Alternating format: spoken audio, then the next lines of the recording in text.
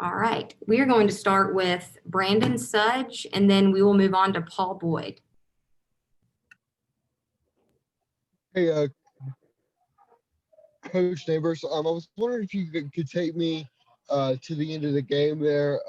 What were you guys kind of drawing up on your end, and just kind of take me through Gabby's shot there at the end, what y'all had. Well, we played good defense on the initial possession, gave up the offensive rebound. We were hoping to get that thing back tied.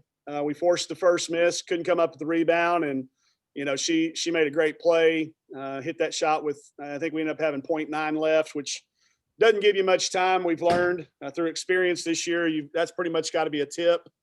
So we got a good play drawn up, got thrown to the backside, just was very well defended by Georgia. And that's what I think you were talking about, that last possession for us on defense and then on offense. Okay. And then to follow up on that too, I mean, what do you feel like the difference was from the third quarter when y'all were able to have that lead, and then in the they held us without a field goal. I don't know what the exact amount of time was.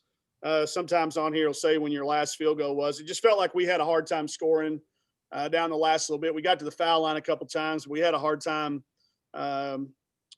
getting a field goal. They did such a good job of, this team defensively has always given us fits.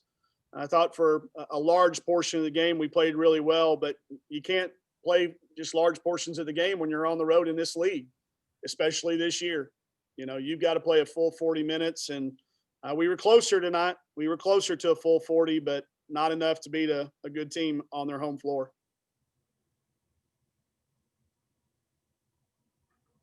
Next, we'll go to Paul Boyd. Hey, Coach, just we'll go back to that a little bit here.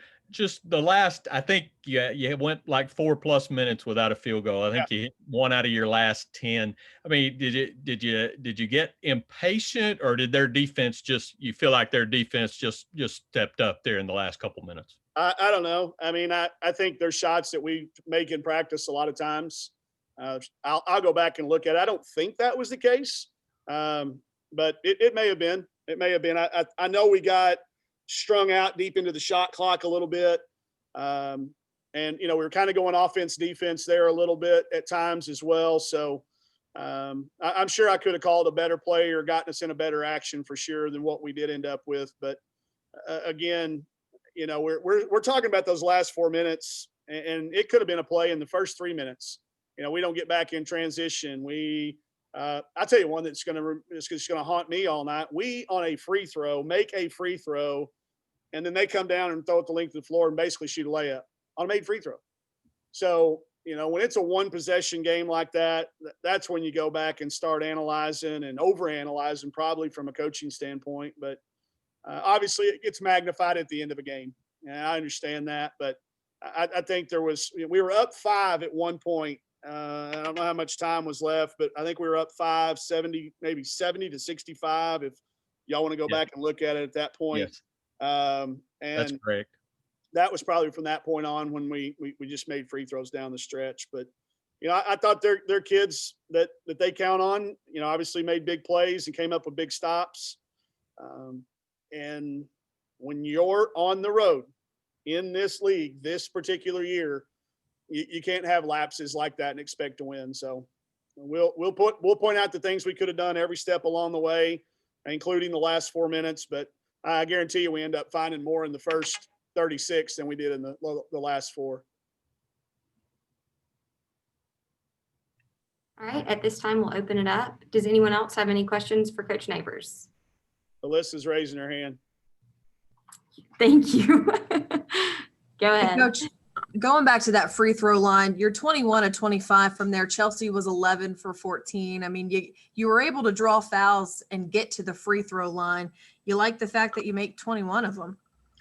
Yeah, and that's what kept it close. Was that kept it close, and then the low turnovers and forcing a few turnovers gives us a chance to weather a night when they're going to out rebound us and be able to outdo things around the basket. So yeah, there's plenty of positives, plenty of things that will help us if we can stay together and get to March and keep our confidence where it needs to be. Going down this last, what do we have? 9 games left in league, so we're 2-5. That's 7. That gives us, gives us 9 games left or 10 games left. No, that's not even that. 8 games left with the with Vanderbilt being done. So, I think right now our confidence is going to be key. How do we bounce back from another 1 possession at the buzzer, under 1 second against a ranked team? That can take its toll on you, and it'll be important that our kids get a day of recovery tomorrow and then 1 day prep for UConn.